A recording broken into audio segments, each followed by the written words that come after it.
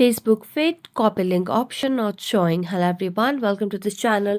I'm Emily and I'm here to help you out today. So without any delay, let's get started. So first of all, make sure that you have stable Wi-Fi connection on a device. If not a Wi-Fi connection, you can switch to a cellular data as well. Next, launch the Play Store application and search for Facebook. Just make sure that you have the updated version of the Facebook application.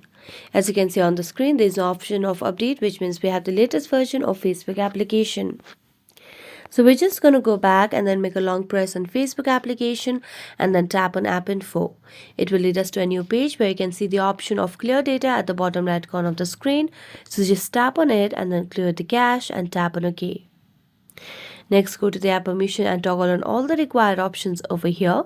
After that, you can just restart the device and this might help you fix the issue of Facebook feed copy link option not showing. So that's it. Thank you so much for watching this video. See you next time.